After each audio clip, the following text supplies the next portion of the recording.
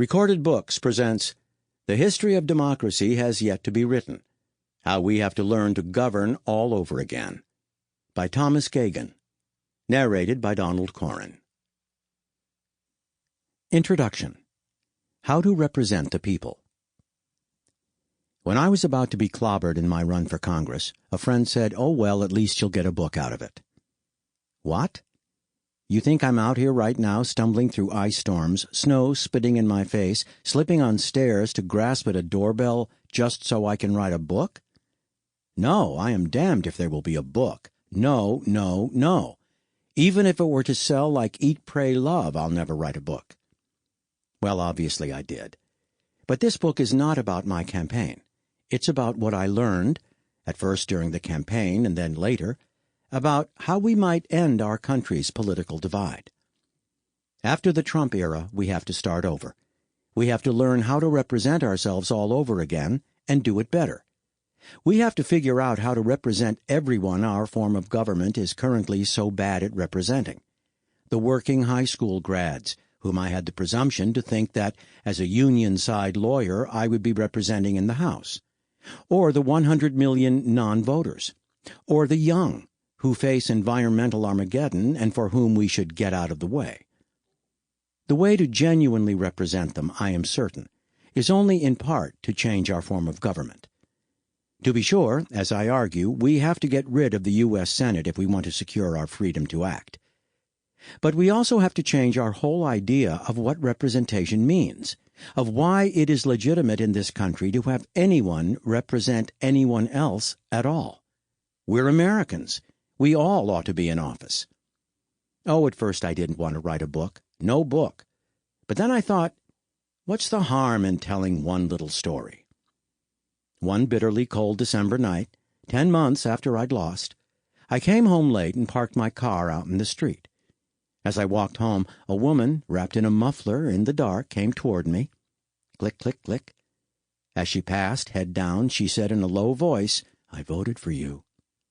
Then, around the corner, and she was gone. Wait! I went back to my condo, burst open the door, and began to pull out the old candidate flyers and questionnaires.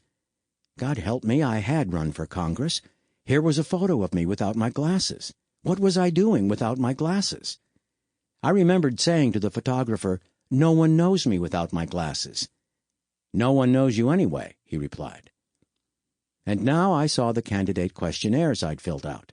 From women's groups, gay rights groups, civil rights groups, disability rights groups, Polish groups, Latino groups, the Sierra Club, and other environmental groups, and labor unions, of course. Well, I had run for Congress. Here was the evidence. That was the night, or maybe it was the next night, I started throwing all these things away. Otherwise, when I'm 90 and drooling and in decline, my niece Sarah will say, "Uncle Tom, do you remember you once ran for Congress?" I'd wave my hand. "No, no." "Oh, yes, you did. Here are the questionnaires." Now, maybe instead, she'll find this book.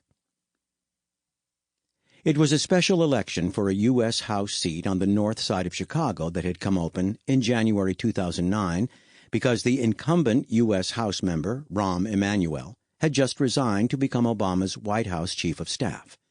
It was, in a way, the first true post-meltdown election.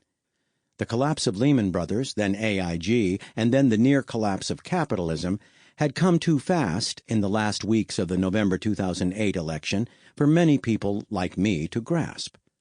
Indeed, more than 10 years later, it is still hard to grasp.